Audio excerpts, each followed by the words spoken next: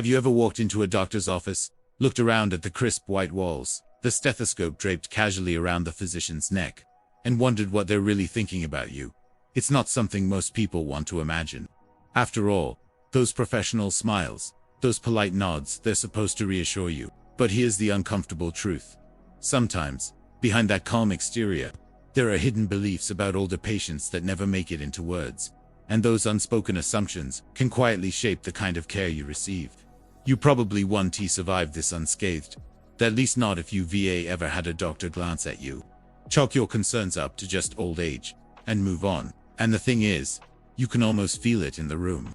A quick flicker of disinterest in their eyes, a hand scribbling notes while you're still speaking, or a dismissive that's normal for your age. But here's where the story deepens. These assumptions aren't always malicious. Doctors are under enormous pressure. 10-15 minutes with each patient. Endless charts to fill. A waiting room packed like an airport terminal before a storm. When they see an older face and hear familiar complaints, the temptation is to default to the simplest explanation. Aging, yet simple isn't always accurate. And when simple becomes the rule, it's your health that pays the price. Think about it. Your symptoms might be brushed aside as natural decline, when in fact, they could be the earliest whispers of something treatable, something that, if caught, could restore years of vitality. The occasional forgetfulness that laughed off as a senior moment could actually be a thyroid imbalance. That persistent cough, labeled as just slowing down, when in reality, it could be the early sign of a heart condition. Experts still argue whether this bias is unconscious, born from stereotypes about aging, or whether it's a survival tactic in overloaded medical systems. Either way, the result is the same. You, the patient, walk away unseen, unheard, untreated. Let me paint you a picture. Imagine Robert, 82 years old, sitting across from his doctor. He describes his exhaustion, the dizziness that keeps sneaking up on him. The doctor leans back, sighs, and says, "You're just slowing down with age. Try resting more." Robert goes home, tells himself maybe it's true. But weeks later, when he insists on further tests, the truth emerges. A heart valve problem, serious. Yes, but correctable. Once treated, Robert's energy returned. He told his family he wished someone had taken his first words seriously. This is where the emotional side comes in. When your concerns are dismissed, it doesn't just delay treatment, it chips away at your trust. You start questioning whether it's even worth mentioning small changes anymore. You begin to carry silent doubts, wondering if every ache, every short breath, is just you getting older. And slowly, a dangerous cycle forms. Doctors assume, patients stay quiet, and conditions go unnoticed. Here's the thing. Your health at 80 is just as valuable as it was at 40. Your life, your energy, your dignity, they're not negotiable. They deserve attention. They deserve thoroughness. So as we step into this journey together, remember this first truth. What doctors say can be as important as what they do. Behind the professional mask, there are unspoken beliefs. If you don't learn to spot them, they might decide how much care you receive. One of the hardest realities to face is how quickly your concerns can be written off as nothing more than just old age. You go in complaining of joint pain, fatigue, or that nagging shortness of breath that seems to come out of nowhere. And instead of curiosity or thorough testing, the response is a shrug and the phrase, "Well, that's what happens at your age." It's an easy answer for them, but it can be a dangerous dead end for you. This is one of the most frustrating patterns older adults encounter. Once a symptom is labeled as normal aging, the urgency to dig deeper often vanishes. And that's where the real risk lies. Because not every ache or change is inevitable. Some are early warning signs. Some are treatable conditions. But when your doctor's first instinct is to wave it away, opportunities for recovery slip quietly out of reach. Think about fatigue. Sure, slowing down a little with age is expected. But extreme fatigue, that could signal anemia, heart trouble, or even a vitamin deficiency. Dismissing it as getting older means leaving those possibilities unexplored. Or take memory lapses. Forgetting names occasionally is human, but persistent lapses could be linked to side effects from medication, thyroid issues, or even depression. Conditions that can be addressed, not simply endured. Experts still argue whether this tendency comes from unconscious bias or the overwhelming workload doctors face. But the truth is, assumptions save time for them and cost health for you. Let's return to Robert's story for a moment, because it's worth holding on to. At 82, He felt worn out, dizzy, like life was slipping away faster than it should. His doctor dismissed it, advising more rest. Only Robert's persistence uncovered the truth: a heart valve problem that could be corrected. Once it was treated, he found his energy again. He lived those extra years with vigor he thought he'd already lost. His story is not rare, it's a warning. Here's a quirky, real-life example that makes the point crystal clear. There was a woman named Doris who kept losing weight without trying. Her doctor told her, "That's just how metabolism slows in old age." But she didn't feel right about that answer. She pushed for more testing, and it turned out she had a treatable digestive condition. Within months of proper treatment, her appetite and weight returned. If she had accepted that first dismissal, the story might have ended differently. This is why you must remember, age is not a blanket explanation for every symptom. Persistent coughs, unexplained fatigue, weight loss, sudden changes in mobility, of these should be brushed off. They deserve the same diligence, the same thoroughness, the same respect you'd expect if you were 30 years younger. Because when doctors take the time to look beyond age, they often uncover, not decline, but solutions, treatments that can improve not just the number of years you live, but the quality of every single day. So the next time someone in a white coat tells you, "That's just aging," pause, breathe, and remind yourself, no, that's not the whole story. Your life is worth more than a lazy explanation. Another quiet but damaging belief some doctors carry is that seniors simply won't follow through with treatment plans. It's rarely said outright, but it shows in the way they talk to you, simplifying explanations, skipping over more advanced options, or avoiding details you would probably want to know. The assumption is that you'll forget, that it will be too much for you, or that you don't really care to keep up with complicated regimens. And when that assumption guides their choices, you end up with less care than you deserve. A mainstream fact about elderly health is that many older adults are fully capable of following complex treatment plans, sometimes even better than younger patients, because they've learned discipline, patience, and routine. But if a doctor assumes otherwise, you may never hear about certain therapies, lifestyle strategies, or combinations of medication that could help. Experts still argue whether this bias is rooted in genuine concern or in a dismissive stereotype. Some physicians may genuinely want to make things easier for you. Others may believe it's not worth explaining too much because you won't remember anyway. Either way, the impact is the same. They limit your options without asking what you're capable of. Take the story of Carol, age 70. When she was first diagnosed with a heart condition, her cardiologist gave her a very basic plan: minimal instructions, a vague prescription, because he assumed she wouldn't want the hassle of managing more. But Carol did want more. She wanted to fight for her health. When she switched to a new doctor, he walked her through every possibility, from medication adjustments to dietary changes to targeted exercises. Carol took notes, asked questions, and followed it all. The difference in her health was dramatic, all because someone finally believed she could handle the details. And here's a quirky but real tidbit. There was a retired teacher named Franklin who treated his prescriptions like homework. He created color-coded charts, reminders, and even quizzes for himself. His doctor laughed the first time Franklin brought his binder in, but he soon realized Franklin was more consistent than half the younger patients he saw. That little story reminds us, capability isn't about age, it's about mindset and motivation. The danger of being underestimated is not just in what you retold it's in what you not told.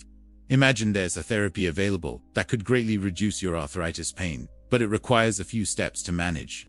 If your doctor assumes you won't bother, they may never even mention it. Imagine there's a test that could clarify your symptoms but involves multiple appointments. They may quietly leave it off the list.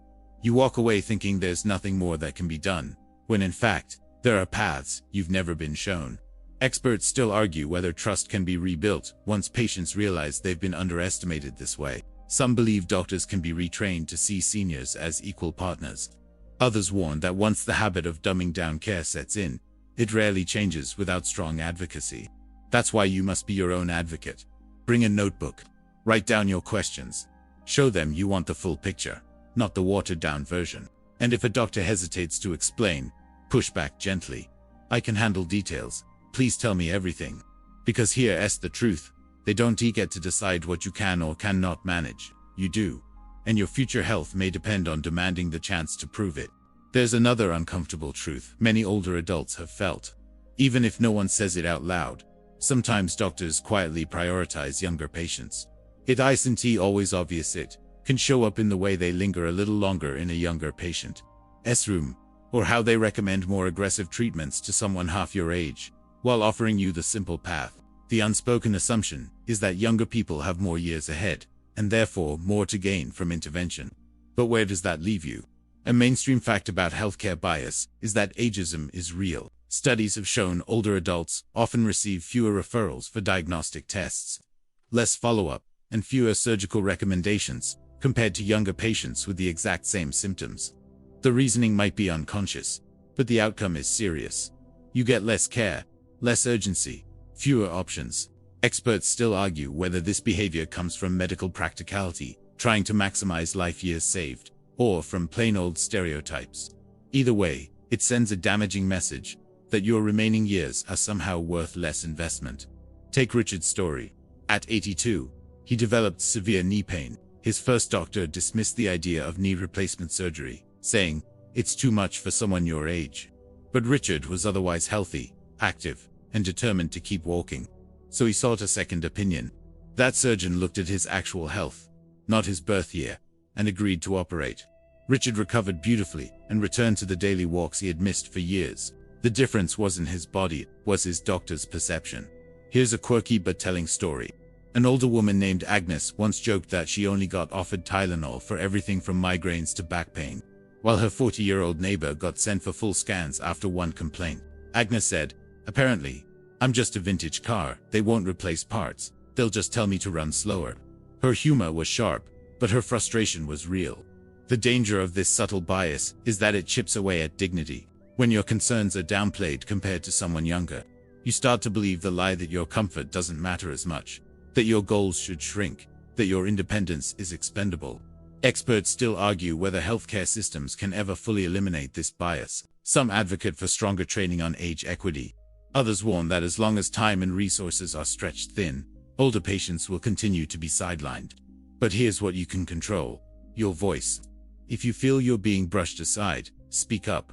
Say clearly, "I want every option on the table." If your doctor hesitates, seek another opinion.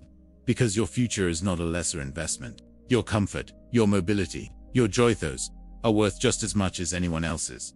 Remember, the measure of care should never be how many years you might live, it should be how well you can live right now. Doctors are trained to focus on symptoms, but sometimes they slip into another damaging assumption that by the time you're in your 70s or 80s, your only real concern is staying comfortable. They may believe your days of chasing dreams, setting goals, or trying new things are behind you. And so, instead of asking what you want out of life, they quietly reduce your priorities to basic maintenance. A mainstream fact about aging. Pursuing personal goals late in life improves cognitive health, reduces depression, and extends longevity. Yet, if a doctor assumes you've given up on ambition, they may skip opportunities that would support your desires, whether that's travel, hobbies, or staying active. Experts still argue whether this mindset comes from misplaced kindness, doctors trying to shield you from disappointment, or from a deeper stereotype that older people have futures worth planning for. Either way, it limits you. Take Ellen's story. At 81, she dreamed of visiting her granddaughter overseas. Her first physician told her bluntly to focus on staying comfortable at home. But Ellen wanted more than comfort. She wanted connection. A second doctor listened, helped her adjust her medication, created a tailored exercise plan, and prepared her for the trip. 6 months later, Ellen stood at her granddaughter's door, suitcase in hand, tears in her eyes. Comfort alone could never have given her that moment. And here's a quirky story with a sting of truth. A man named Harold loved playing the piano. When arthritis stiffened his fingers, his doctor suggested he retire from music. Harold refused. Instead, he worked with a therapist, adjusted his technique, and began composing slower, richer pieces. Years later, those compositions became the highlight of his community recitals. The doctor had written off his passion. Harold rewrote his legacy. The real danger here is subtle. When life goals are dismissed, you start shrinking your own horizons. You stop mentioning the trip you'd like to take, the class you'd like to join, the garden you'd like to revive. You start editing yourself before the words even leave your mouth. Experts still argue whether doctors can be retrained to ask better questions. Not just what hurts, but what do you hope to do this year? Some say it's possible. Others warn the system is too rigid. But whether they ask or not, you must remember your goals matter. Because at the end of the day, comfort is fine. But joy, purpose, adventure, those are the things that keep the heart beating with more than just biology. And no chart, no age, no assumption has the right to take them from you. There's another truth that rarely makes it into the conversation at the doctor's office. The emotional side of aging. You sit there while they check your blood pressure, glance at your chart, maybe adjust a prescription. But do they ever pause to ask how you're really doing, whether the loneliness weighs heavier than the arthritis, whether grief has stolen more sleep than pain, whether anxiety about the future tightens your chest more than any medical condition? A mainstream fact. Emotional health has a direct impact on physical health in older adults. Stress, grief, and isolation can weaken the immune system, worsen heart conditions, and even slow recovery from surgery. Ignoring the emotional side isn't just incomplete care, it's dangerous care.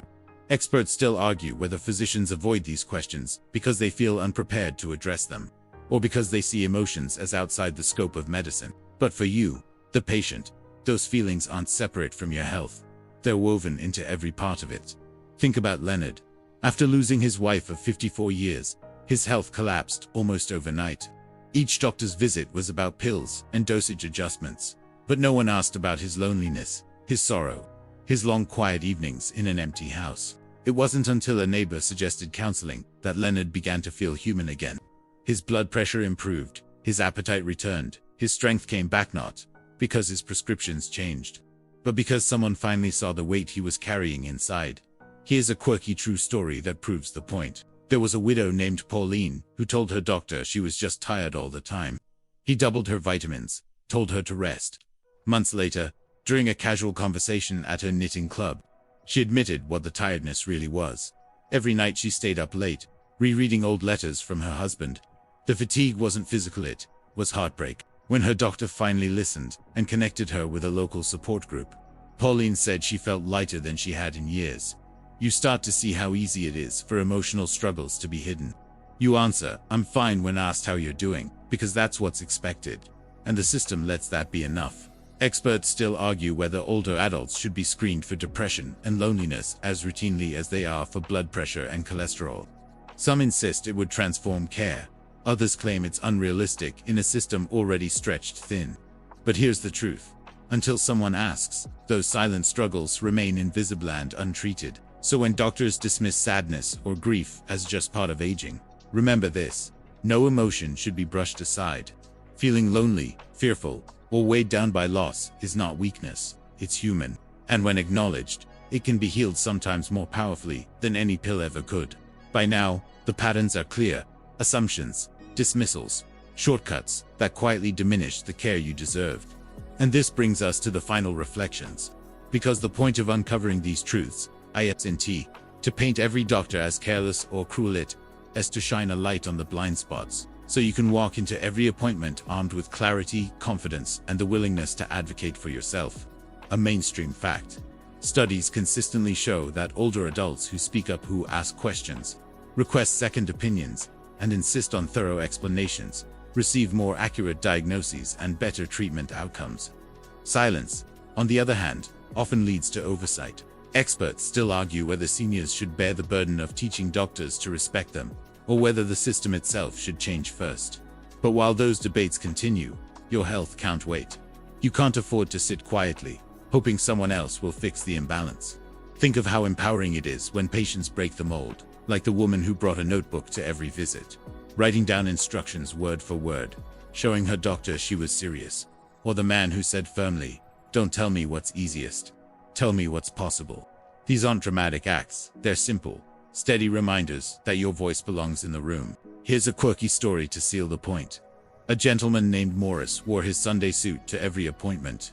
When asked why, he said, "If I look important, maybe they'll treat me like I am." It sounds almost humorous, but Maurice knew the truth: presentation can influence perception. And he wasn't about to let anyone forget his dignity. So where does that leave you? It leaves you with choices. You can nod along, accept half answers, and walk away uncertain. Or you can press gently but firmly. Ask the questions others forget to ask, and remind every doctor that your time, your comfort, and your future matter. Because aging does not make you invisible. Your life story, your wisdom, your goals, they're worth the same attention as anyone else's. And when you demand that attention, you shift the balance of power back where it belongs, to a partnership, not a hierarchy. And now, we come to the closing moment, the part where everything we've uncovered comes together. Not as a warning to scare you, but as a reminder of your strength.